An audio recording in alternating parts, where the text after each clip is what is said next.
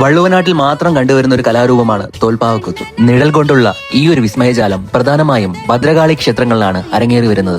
രാമരാവണ യുദ്ധം കാണാൻ ഭദ്രകാളി ദേവിക്ക് സാധിച്ചില്ലെന്നും അതിനു പകരമായിട്ട് കൂത്തുമാടം കെട്ടി രാമായണ കഥ അവതരിപ്പിക്കുന്നു എന്നുള്ളതാണ് വിശ്വാസം. അയോധ്യാധിപതിയായി ശ്രീരാമചന്ദ്ര പ്രഭു വാഴിക്കപ്പെടുന്നു.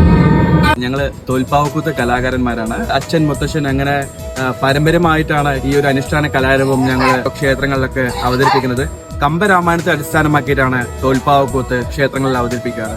അത് പ്രത്യേകമായി ക്ഷേത്രങ്ങളുടെ മുന്നിൽ ഒരു കൂത്തുമാടമുണ്ട്. കൂത്ത് അവതരിപ്പിക്കാനുള്ളൊരു പെർമനന്റ് സ്റ്റേജിനാണ് കൂത്തുമാടം എന്ന് പറയുന്നത്. അപ്പൊ നമ്മളിവിടെ തോൽപ്പാവക്കൂത്ത് അവതരിപ്പിക്കുന്നത് പുരുഷന്മാർ മാത്രമാണ് തോൽപ്പാവക്കൂത്ത് അവതരിപ്പിക്കാനോ അല്ലെങ്കിൽ പാവകൾ പിടിക്കാനൊക്കെ മുമ്പ് പറ്റുന്നു. മുതശ്ശനൊക്കെ ചീത്ത പറയുമായിരുന്നു, തോൽപ്പാവക്കൂത്തിലെ പെൺകുട്ടികളെ കയറ്റാൻ പാടില്ല അല്ലെങ്കിൽ അവർക്ക് തൊടാൻ പാടില്ല, അവരുടെ ഒരു കാര്യങ്ങളൊക്കെ ഉണ്ടായിരുന്നു. പക്ഷെ ഇന്നത്തെ തലമുറയിൽ അടുക്കളയിൽ നിന്നും പെൺകുട്ടികൾ അരങ്ങത്തേക്ക് വരട്ടെ എന്നാണ് നമ്മൾ ആഗ്രഹിക്കുന്നത്.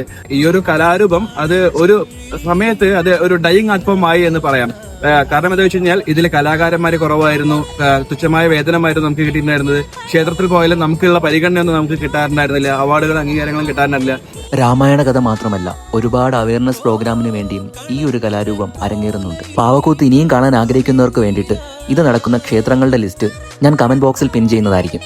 അപ്പോൾ ഇതുപോലുള്ള കൂടുതൽ വീഡിയോസിനായിട്ട് പേജ് ഒന്ന് ഫോളോ ചെയ്യുക.